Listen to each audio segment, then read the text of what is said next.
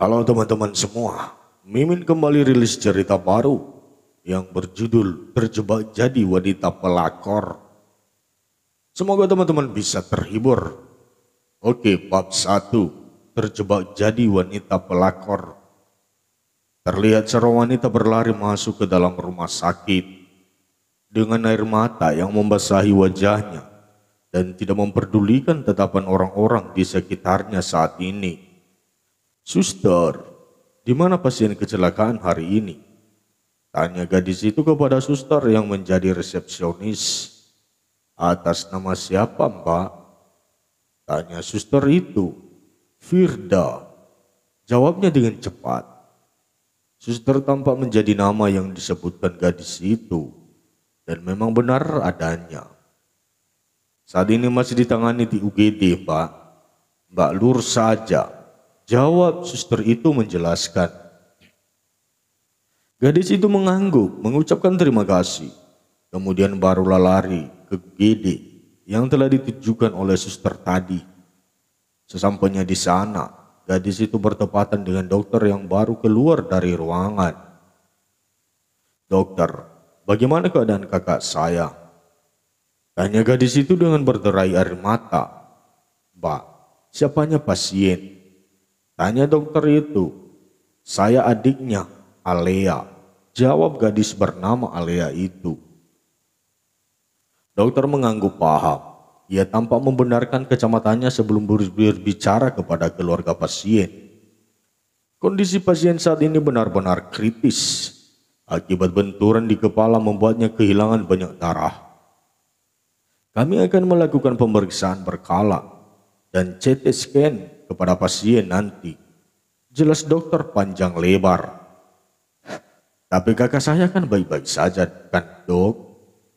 tanya Alea penuh harapan. "Kami akan berusaha untuk merawatnya di sini. Sebelum itu tolong diurus administrasinya ya," jawab dokter itu lembut. Alea mengangguk paham. Ia akan mengurus administrasi rumah sakit ini dengan uang tabungannya dan semoga saja cukup. "Dok, kapan saya boleh melihat kakak saya?" tanya Alea lirih. "Silakan, sekarang juga boleh," jawab dokter itu mempersilakan. Alea yang diizinkan lantas segera masuk ke dalam ruang UGD. Langkahnya terhenti ketika melihat kakak yang begitu ia sayangi kini terbaring dengan alat medis di beberapa titik tubuhnya. Tangis Azalea tidak bisa ditahan, namun ia tutupi dengan tangannya sendiri agar tidak menimbulkan suara. Perlahan Alea mendekat, dengan tangan yang gemetar ia memegang tangan kakaknya yang terdapat selang infusan. Kak, Firda," lirih Alea dengan suara bergetar. Alea menggenggam tangan kakaknya. Ia menunduk dengan bahu bergetar karena tangisan. "Kakak, X," panggil Alea lagi. Alea menatap wajah pucat kakaknya. Kakaknya itu adalah satu-satunya anggota keluarga yang ia miliki sekarang. Kedua orang tuanya sudah tidak ada sejak mereka masih duduk di bangku sekolah pertama. Dan selama itu Alea hanya hidup dengan kakaknya. Alea juga bisa melanjutkan pendidikan ke perguruan tinggi karena kakaknya yang menyanggupi biayanya. "Kak, X, bangun kak. Kenapa kakak bisa kayak gini?" gumam Alea dengan tangisan yang semakin keras. Dulu kakaknya selalu memberinya uang untuk biaya sekolah dan uang jajan. Kini Alea harus membalas jasa kakaknya yang sudah mau mengurusnya. Alea menyeka air matanya. Ia keluar dari UGD untuk mengurus administrasi yang harus ia bayarkan secepatnya. "Suster, saya boleh lihat biaya untuk pasien korban kecelakaan bernama Firda?" tanya Alea saat sampai di kasir. "Sebentar ya Mbak," ucap suster itu seraya mencari informasi biaya atas nama yang disebutkan tadi. Setelah beberapa saat, suster itu memberikan selembar kertas yang berisi tagihan atas nama kakaknya. Mulut Alea membulat saat melihat nominal yang harus ia bayarkan. Dan ia baru ingat jika rumah sakit ini adalah rumah sakit yang cukup ternama. Alia tidak bisa menyalahkan orang yang sudah membawa kakaknya ke sana. Ia malah bersyukur karena kakaknya bisa ditolong. Sus, kalau saya bayar 50%-nya dulu, bisa? Tanya Alia ragu. Bisa, Mbak. Tapi mohon segera dilunasi agar pasien bisa dapat kamar rawat inap ya. Jawab suster itu dengan ramah. Alia mengusahakan untuk tersenyum. Ia memberikan kartu ATM miliknya untuk membayar tagihan sebesar 50%. Karena saldonya tidak akan mungkin cukup untuk membayar semuanya. Setelah membayar, Alia pun pergi dari sana untuk kembali ke UGD. Ia tidak masuk, hanya untuk duduk di kursi tunggu yang berada tepat di depan ruang UGD. Kemana aku harus mencari sisa pembayarannya? Gumam Alia terlihat bingung. Alia selama ini hanya berkuliah sebab sang kakak melarangnya untuk bekerja. Khawatir ia tidak fokus pada pelajarannya. Kini Alia terpaksa harus mencari pekerjaan demi membiayai perawatan rumah sakit kakaknya. Sudah cukup selama ini Kak Firda yang mengurusnya. Ini giliran Alia yang harus melakukannya. Alia masuk ke dalam kamar UGD. Ia mendekati berangkar sang kakak kemudian menggenggam tangannya. Kak, aku janji akan berusaha. Kau harus bisa kembali pulih. Jadi izinkan aku untuk mencari pekerjaan ya, bisik Alia dengan sedih. Usai mengatakan itu, Alia pun keluar dari kamar UGD. Ia pergi dari rumah sakit dan akan mencari pekerjaan part-time untuk tambah-tambahan uangnya. Bab 2. Kaki terus melangkah, tangan terus mengusap peluh yang membasahi wajahnya.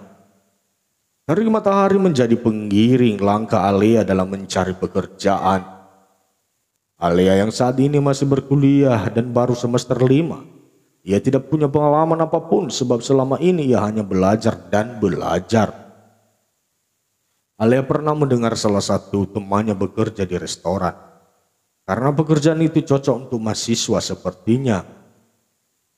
Mengingat itu, Alia lantas memasuki salah satu restoran yang ia lewati. Permisi, ucap Alia pada kasir yang ada di sana. Selamat siang, ada yang bisa saya bantu? Tanya kasir itu sopan. Kak, di sini lagi buka lowongan pekerjaan ndak ya? Saya mau melamar jika ada posisi. Jawab Alia menjelaskan tujuannya datang. Mohon maaf, Kak, untuk saat ini belum ada. Jawab kasir itu dengan menyatukan kedua tangannya. Alia terlihat sedih, namun ia tetap harus tersenyum karena tidak membuka lowongan. Lantas Alia segera pergi dari sana. Hari yang semakin panas membuat Alia harus menyipitkan matanya karena silau. Ia kembali melangkah di bawah panasnya matahari. Alia kembali mendatangi restoran, namun hasilnya sama. Hal tersebut dia lakukan berulang-ulang dan hasilnya tetap sama. Alia rasanya ingin menyerah. Ia mengipas wajahnya dengan telapak tangannya sendiri karena gerah. Alia merasa lelah. Ia duduk di pinggiran trotoar dengan perasaan berkecamuk. Ada rasa lelah, ingin menyerah dan ketakutan. Aku tidak boleh menyerah. Kak Firda butuh banyak biaya, gumam Alia setelah berbicara saat terduduk. Alia bangkit dari duduknya karena matahari yang begitu terik membuat kepala Alia terasa sangat pusing. Ia memegangi kepalanya, namun tetap berusaha untuk berjalan. Seberang jalan sepertinya lebih baik, ucap Alia kemudian segera menyeberang jalan. Sayangnya, di pertengahan jalan, Alia tidak melihat ada sebuah mobil yang melintas tidak terlalu cepat. Alia tertabrak. Gadis itu jatuh terlungkup dengan luka di bagian siku dan lututnya. Au, ringis Alia seraya melihat luka di tangan dan kakinya. Orang yang menderai mobil itu keluar dari mobil. Ia yang merasa telah menabrak seseorang tentu saja tidak langsung pergi begitu saja. Pria itu berjongkok di sebelah Alea. "Nona, Anda tidak apa-apa. Apa kita harus ke dokter?" tanya orang itu menawarkan. Alea tersadar jika ada orang di sebelahnya. Ia lantas menoleh dan terkejut melihat pria memakai kacamata hitam. Tidak perlu, Tuan. Saya tidak apa-apa, hanya luka kecil," tolak Alea seraya berusaha untuk bangun. Alea kesulitan dan itu membuat orang yang menabraknya membantu untuk bangkit. "Kita ke rumah sakit saja. Saya tidak mau jika nanti kamu menuntut atas kecelakaan ini. Apalagi pasangan." Mata memperhatikan, ajak orang itu memaksa. Alea tetap menggeleng. "Tidak, Tuan, saya benar-benar tidak apa-apa. Saya harus mencari pekerjaan," tolak Alea seraya melepaskan tangannya dari tangan pria asing itu. "Kau sedang mencari pekerjaan?" tanya pria itu. Alea diam saja. Ia hendak pergi meskipun dengan kaki yang sedikit pincang karena menahan sakit di kakinya. "Nona, tunggu," pinta pria itu kembali memegang tangan Alea. "Tuan, tolong biarkan saya pergi. Saya tidak akan melaporkan Anda," ujar Alea seraya menepis tangan pria itu. "Nona, saya memiliki pekerjaan yang bagus untuk Anda," ucap pria itu seketika menghentikan pemberontak Alea. Alea menatap pria itu dengan penuh harap. Jika memang bisa memberikannya pekerjaan, maka ia akan sangat bersyukur atas kecelakaan ini. "Benarkah, Tuan? Pekerjaan apa itu?" tanya Alea dengan bersemangat. "Tapi saya tidak yakin kamu akan mau karena..." Ucapan pria itu terpotong oleh Alea. "Saya mau, Tuan. Apapun pekerjaan pasti saya akan terima," potong Alea dengan cepat. Ia sudah sangat membutuhkan pekerjaan dan ia tidak mungkin pilih-pilih dalam hal ini. "Kau yakin?" tanya pria itu dengan alis yang terangkat. Alea mengangguk dengan cepat, membuat pria berkacamata hitam itu segera membuka kacamatanya. "Baik, kalau begitu kita bicara di tempat lain," ucap si pria tampan yang memiliki kulit putih bersih. Alea menurut. Ia pun akhirnya masuk ke dalam mobil pria yang tidak dikenalnya. Meskipun sedikit ragu, namun demi kakaknya maka akan ia lakukan apapun. Alea duduk di sebelah pria itu, pria yang bahkan belum ia ketahui namanya. "Oh iya, perkenalkan, nama saya Fade dan kau?" ucap pria itu di akhir dengan pertanyaan lagi. "Saya Azalea. Tuan bisa panggil saja Alea," jawab Alea berusaha untuk tersenyum. Pria bernama Fade itu menganggukkan kepalanya. Ia melirik gadis di sebelahnya ini dari ujung rambut hingga ujung kakinya. "Ya, gadis yang sesuai," batin Fade setelah memperhatikan Alea. Fade mengajak Alea ke sebuah restoran. Yang mana hal itu membuat Alea semakin berpikir positif karena dirinya akan mendapat pekerjaan di restoran tersebut. "Duduklah, saya pesan makanan dulu," tutur Fade dengan lembut. Alea nurut. Ia duduk di kursi yang ada di sana dan Fade tepat berada di depannya. "Silakan pesan," tutur Fade. Alea menggiling seraya tersenyum canggung. "Oh tidak, Tuan. Saya tidak mau makan. Saya hanya ingin pekerjaan," tolak Alea yang sudah sangat ingin pekerjaan. "Iya, saya akan jelaskan setelah makan. Jadi pesanlah," sahut Fade pelan. Alea akhirnya terpaksa memesan makanan. Ia melakukan itu tentu saja agar Fade lekas membicarakan tentang pekerjaan yang sangat ia butuhkan. Setelah beberapa saat, makanan mereka pun datang. Fade dan Alea makan bersama. "Jadi Alea, kamu butuh pekerjaan kan?" tanya Fade di tengah-tengah acara makannya. Iya, Tuan. Saya sangat membutuhkannya, jawab Alea. Latar belakang pendidikanmu apa? Dan apa kau bisa melakukan tugas seorang sekretaris? Tanya Fade dengan detail. Tentu, Pak, saya pernah belajar tentang hal itu. Dan di perkuliahan saya juga belajar manajemen. Jawab Alea dengan semangat. Jadi, Fade tersenyum simpul mendengar jawaban dari gadis di hadapannya.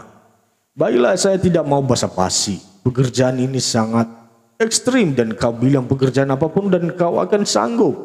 Ucap Fade mengingat kata-kata Alea tadi. Aku ingin kau menjadi seorang pelakor. Ucap Fade dengan satu kali nafas. Alea hampir tersedak makanannya sendiri. Yang menatap pria tampan di hadapannya ini dengan mata terbuka lebar. Apa? Pelakor? Tanya Alea memastikan. Bab 3. Alea masih terdiam seribu bahasa saat mendengar jenis pekerjaan yang diberikan oleh pria bernama Fade itu. Ia tidak tahu mengapa ada orang yang bisa memberikan pekerjaan demikian. Tapi Tuan, untuk apa Anda ingin menjadikan saya sebagai pelakor? Tanya Alea ragu-ragu. Fade tersenyum simpul. Saya tahu kamu pasti akan menanyakan ini. Dan saya akan menjelaskannya pelan-pelan. Jawab Fade. Yang terpenting sekarang adalah kamu mau menerima pekerjaan ini atau tidak? Tanya Fade to the point. Alea menggigit bibirnya. Ia tidak tahu harus bagaimana. Mencari pekerjaan di zaman sekarang sangatlah sulit. Apalagi statusnya yang masih mahasiswa. Berapa bayaran yang akan saya terima? Tanya Alea ragu-ragu. Fade lagi-lagi tersenyum. Pria itu menyatukan kedua tangannya di meja lalu sedikit mencondongkan tubuhnya. Jika kamu berhasil dengan pekerjaan ini, maka saya akan berikan kamu imbalan sebesar 2 miliar. Jawab Fade dengan suara pelan, seakan tidak boleh ada yang mendengar penawarannya. Mata Alea membulat dengan sempurna. Nominal yang disebutkan tadi belum pernah ia lihat sebanyak apa uang itu. Tuan, apa Anda yakin akan memberikan uang sebesar itu? Tanya Alea lagi. Terdengar terbata karena masih syok dengan nominal yang didengarnya.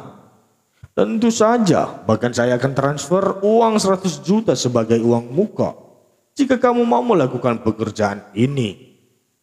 Jawab Fade semakin menawarkan hal manis. Alea semakin sulit bernapas.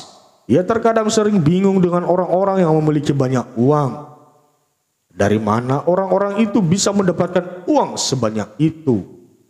Bahkan membuangnya cuma-cuma demi hal yang tidak penting. Saya minta waktu untuk memikirkannya, boleh, Tuan? Tanya Alea gugup. Fade terdiam. Ia mengangkat kedua bahunya singkat lalu menganggukkan kepalanya. Fine, saya kasih kamu waktu sampai besok. Sekalian saya akan menjelaskan mengapa saya meminta kamu melakukan pekerjaan ini. Jawab Fade santai.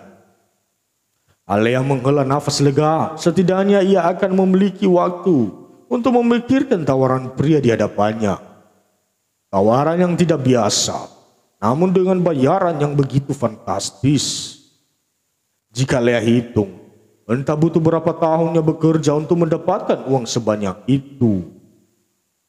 Fade mengeluarkan sesuatu dari saku jasnya, kemudian menyerahkannya kepada Alea. Ini kartu nama saya, silakan hubungi saya besok saat kamu sudah tentukan tempat bertemu. Ucap Fade dengan nada dinginnya. Alea mengambil kartu nama di meja. Ia membaca nama yang tertulis di sana. Fade Lausian. Namanya terdengar seperti nama asing. Alea memasukkan kartu nama itu ke dalam kantong celananya. Ia lalu kembali menatap Fade seraya menganggukkan kepalanya. Baik, Tuan. Saya akan menghubungi Anda besok untuk memberitahu jawabannya. Ucap Alea pelan dan sopan. Fade mengangguk singkat. Baik, saya tunggu kabar dari kamu. Balas Fade kemudian beranjak dari tempatnya.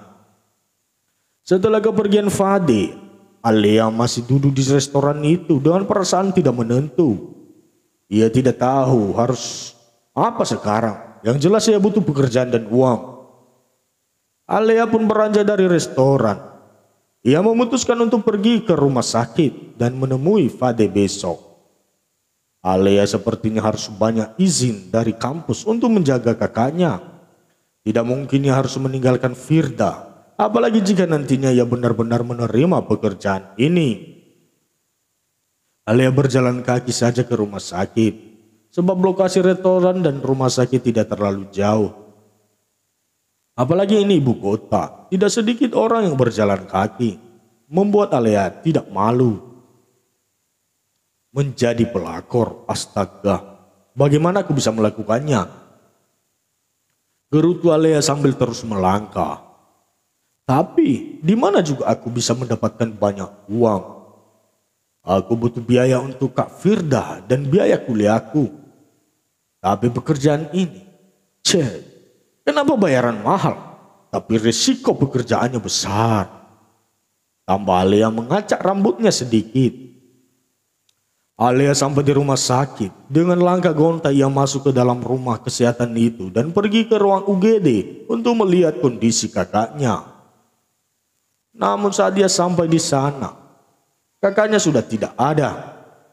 Alea kalang kabut.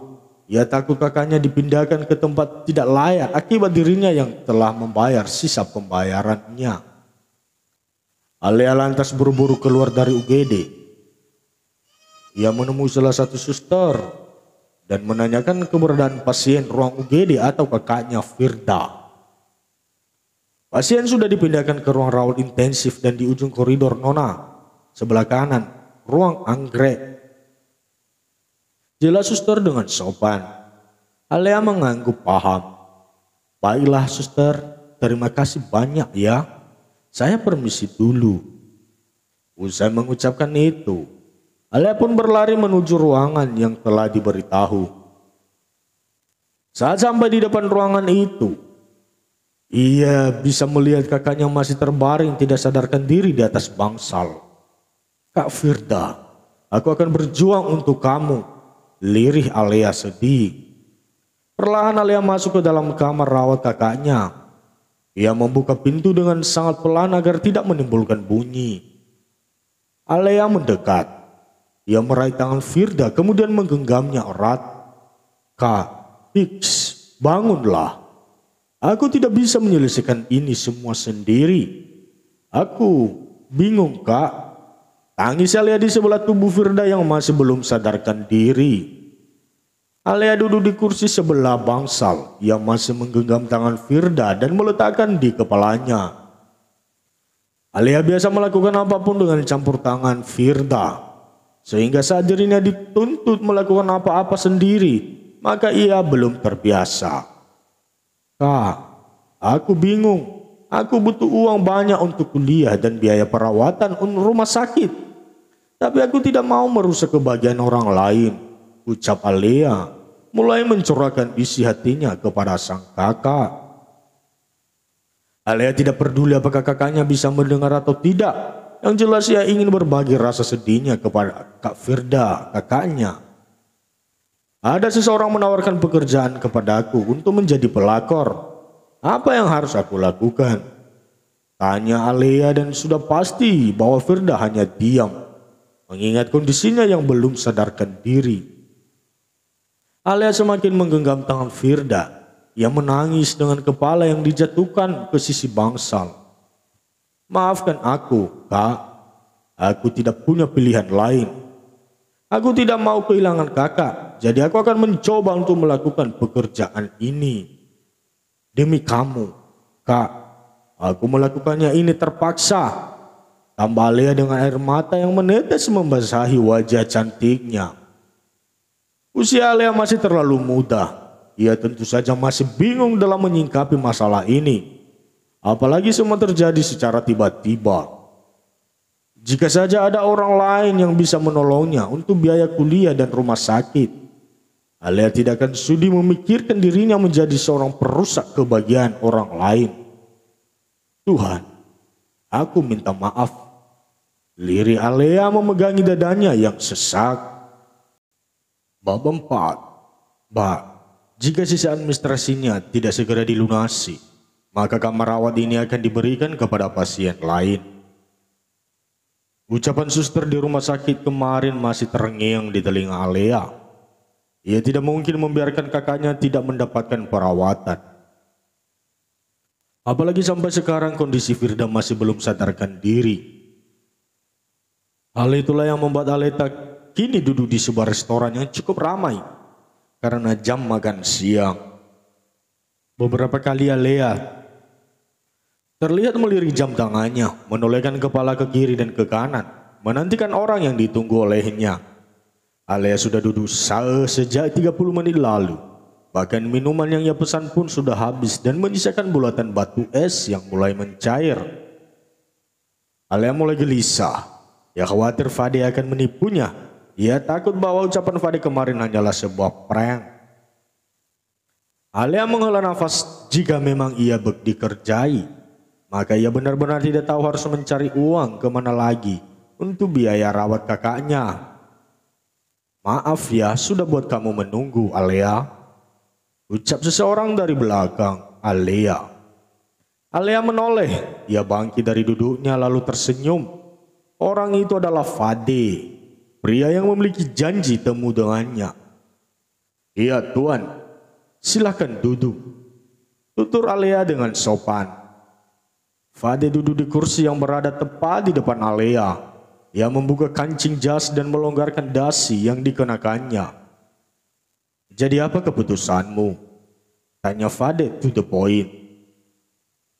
Tuan, lebih baik Anda pesan minuman dulu sambil saya menetralisir jantung saya ini. Bukannya menjawab, Alea malah memberikan sebuah pesan kepada pria di hadapannya. Fade terkekeh. Baru pertama kali ada gadis yang berani memerintahkannya seperti ini. Biasanya jika ia bertanya kepada siapapun, maka orang itu akan langsung menjawab. Fade pun memesan minuman saja. Ia baru bertemu klien dan makan bersama tadi, sehingga kini perutnya masih terasa kenyang.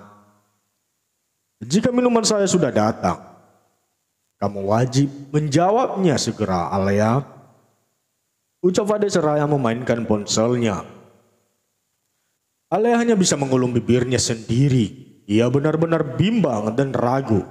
Tapi kakaknya lah yang membuatnya harus semangat, meski pekerjaannya salah. Tidak lama kemudian minuman Fade datang. Hal itu membuat Alea harus segera menjawab pertanyaan pria tadi, sesuai dengan kata-katanya. Saya mau, Pak. Saya mau menerima pekerjaan yang Anda tawarkan kemarin. Ucap Alea dengan kepala menunduk. Fade menyedot minumannya. Ia terkekeh seraya memijit pelipisnya. Jika bicara, tatap orangnya, tegur Fade. Seketika membuat Alea langsung mengangkat wajahnya. Alea menelan gumpalan salivanya. Ia ngeri melihat senyuman di wajah tampan pria blasteran Indonesia dan entah negara mana. Yang jelas Fade adalah blasteran. Berikan nomor rekeningmu, ucap Fade kepada Alea. Alea terdiam. Ia melongo mendengar ucapan Fade yang meminta nomor rekeningnya. Nomor rekening, tuan? Tanya Alea memastikan. Jangan sampai ia salah dengar nantinya. Ya, aku akan mengirim uang muka padamu, jawab Fade dengan entengnya. Apa uang muka? Tanya Alea terbata. Fade menghela nafas. Ia memijit kembali pelipisnya saat mendengar pertanyaan dari gadis belia di hadapannya. Berikan sekarang nomornya, pinta Fade dengan kesal. Alea terjingkat. Ia buru-buru memberikan nomor rekeningnya saat mendengar suara Fade yang mulai kesal. Alea memainkan jarinya. Ia melirik ponselnya saat mendapatkan notifikasi dari aplikasi bank yang ia gunakan. Mata Alea membulat sempurna saat melihat nominal yang tertera di layar ponselnya. Bahkan seumur hidup, baru pertama kali ini ia mendapat transferan sebanyak itu. "Tuan, sebanyak ini?" tanya Alea tergagap. "Iya, dan aku akan bayar sisanya setelah kau berhasil melakukan pekerjaan ini," jawab Fade seraya meletakkan ponselnya di meja. Alea memegangi dadanya. Ia rasa ingin pingsan karena melihat nominal yang diterima olehnya. 100 juta. Astaga, ini banyak sekali. Batin Alea geleng-geleng tidak menyangka. Fade bangkit. Ia melambaikan tangannya kepada seseorang yang membuat Alea kebingungan. Alea lantas membalik badannya. Ia melihat seorang wanita berpakaian kasual datang mendekati mereka berdua. "Selamat siang, Pak Fade," sapa wanita dengan sopan. Fade mengangguk singkat. Ia mempersilakan Bu Maisa untuk duduk di kursi kosong yang ada di sana. Fade beralih melirik Alea yang kebingungan. Tentu saja ia yang akan menjelaskannya nanti. "Selamat siang, Pak Fade," dan Bu Maisa menggantung ucapannya seraya menatap Alea. "Alea," jawab Alea tersenyum ramah. "Oke, udah cukup berkenalan ya. Saya tidak mau basa-basi. Jadi langsung ke pembicaraan inti saja ya," ucap Fade dengan serius. Fade menatap Alea. Alea dia adalah HRD di perusahaan milik pria dan yang akan kau goda. Di sana kau akan menjadi seorang sekretaris atas bantuan Bu Maisa. Dengan posisi itu, kau harus bisa mensukseskan rencana ini. Kau mengerti? Tanya Fade setelah menjelaskan. "Sekretaris? Jadi saya akan menjadi sekretaris pria itu?" tanya Alea memastikan. "Benar. Dan nama pria itu adalah Tristan," jawab Fade sekaligus memberitahu nama si pria. "Jadi Alea, besok datang ke kantor ini ya. Saya akan menunggu kedatangan kamu," ucap Bu Maisa seraya memberikan kartu namanya. Alea hanya mengangguk patuh dan pasrah. Ia tidak akan mungkin menolak lagi, apalagi Fade telah memberinya uang muka yang tidak sedikit. "Pak, bisa Anda jelaskan mengapa Anda ingin saya melakukan ini?" tanya Alea ragu-ragu. "Tristan menikahi kekasih saya dan mereka terlihat hidup bahagia. Saya tidak suka itu. Saya ingin kekasih saya kembali dan hanya satu cara membuat mereka berpisah, yaitu orang ketiga," jelas Fade. "Linda pernah bilang padaku ia akan menceraikan Tristan apabila pria itu kedapatan selingkuh," tambahnya semakin memperjelas. Alea memegangi dadanya. Ia begitu syok mendengar penjelasan dari pria di depannya ini. "Tapi bagaimana jika pria itu menolak saya? Apalagi istrinya cantik," ujar Alea sudah ketakutan. Fade terkekeh. "Itulah tugasmu Alea. Buat dia tergoda padamu, sehingga dia akan berselingkuh denganmu," jawab Fade dengan pelan. "Jika tugas saya sukses, saya bisa lepaskan dari perjanjian kita?" tanya Alea tidak kalah pelan. "Tentu saja. Bahkan kau bebas jika ingin lanjut menjadi selingkuhannya," jawab Fade kemudian memberikan selembaran kepada Alea. "Ini surat perjanjian kita. Di sana tertulis bahwa jika kau menipuku, maka kau harus membayar dendanya 2 kali lipat. Baca jika kau mau, kemudian tanda tangani," tutur Fade dengan serius. Alea mengambil kertas tersebut. Ia membaca poin demi poin yang tertulis di atas kertas putih itu. Alea mengambil pulpen di meja lalu segera menandatanganinya. Ia butuh uang, dan inilah yang ia lakukan. Fade mengambil kembali kertas itu lalu menyimpannya. Ia mengelurkan tangannya untuk menjabat tangan Alea. "Semoga kau sukses dengan rencana ini," ucap Fade. Alea membalas uluran tangan Fade. "Terima kasih, Tuan," balas Alea pelan.